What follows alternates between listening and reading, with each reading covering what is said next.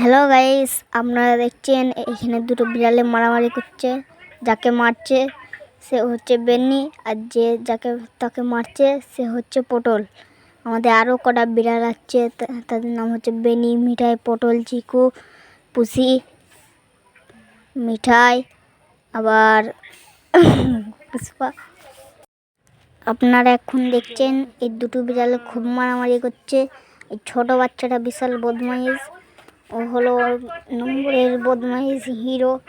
ওর সাথে কোনো বিড়াল মারাপিটা পারে না।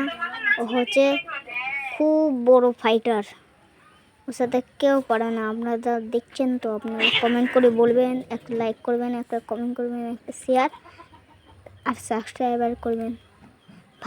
ভিডিওটা ভালো লাগলে একটা কমেন্ট করবেন।